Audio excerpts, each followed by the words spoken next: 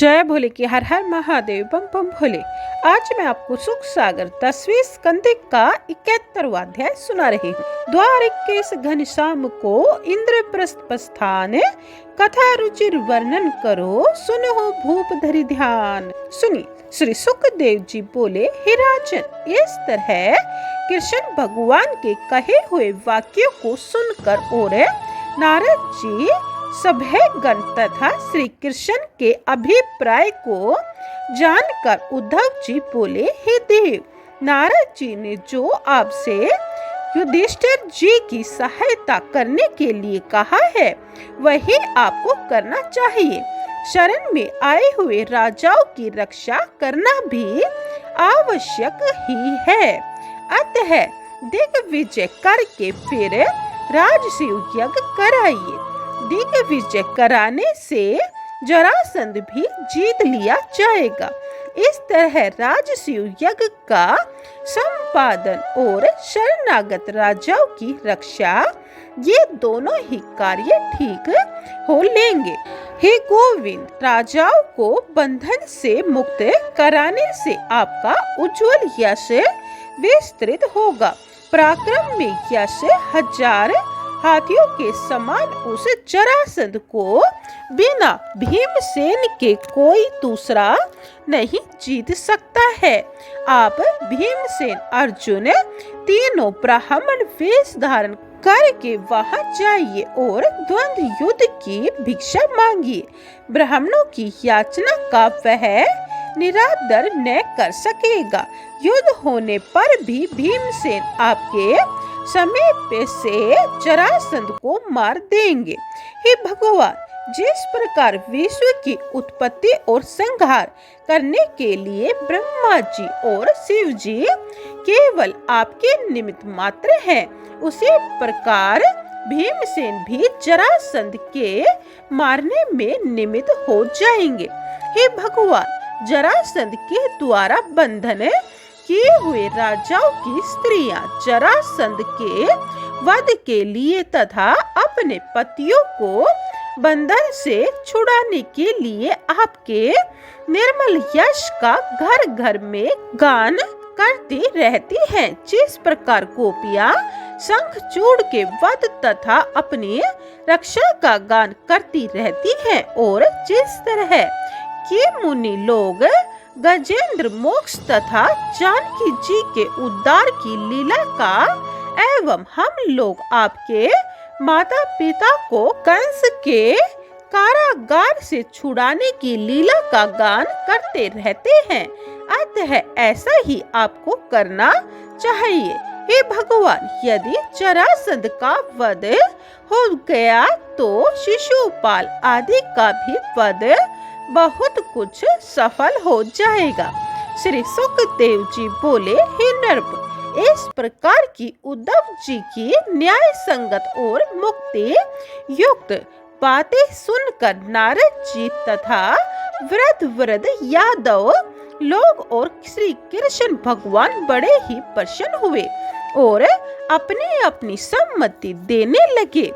इसके बाद श्री कृष्ण भगवान पुत्र, पत्नी और सेना तथा सब जनों के साथ वासुदेव जी आदि को प्रणाम करके तथा बलदेव जी से आज्ञा ले बड़े गाजे बाजों के साथ द्वारिकापुरी से निकल दिए। श्री कृष्ण भगवान के द्वारा सत्कार किए गए और प्रणाम किए।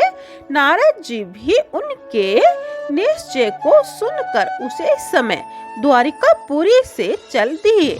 उस समय श्री कृष्ण ने पूर्वोक्त राजदूत से कहा, हे दूत, तुम राजाओं से मेरी तरफ से कह दो कि तुम्हारा कल्याण होगा। अब तुम डरो मत, मैं अवश्य ही जरासंध को मरवाऊंगा। यह सुन राजदूत ने राजाओं के पास जाकर भगवान के कहे हुए सब वाक्य कह सुनाए। राजा लोग भी अपने छूटने के लिए अत्यंत उत्कंठित होते हुए श्री कृष्ण के दर्शनों की प्रतीक्षा करने लगे। फिर श्री कृष्ण भगवान अनर्थ शूरवीर मरु आदि अनेक देशों को पार करते हुए इंद्रप्रस्थ पहुँचे। इंद्रप्रस्थ में आए हरि भगवान को सुने उपाध्याय और अपने बंधुओं के साथ युधिष्ठिर भगवान को लिवाने के लिए पुरी से बाहर निकले। युधिष्ठिर गाजे बाजे के साथ भगवान के स्वागत को चल दिए। भगवान कृष्ण के दर्शन करके युधिष्ठिर ने दोनों भुजाओं से उनका आलिंगन कर बड़ी प्रसन्नता प्राप्त की। उसी प्रकार भीमसेन, अर्जुन, नकुल, सहदेव श्री कृष्ण से मिलकर बड़े प्रसन्न हुए।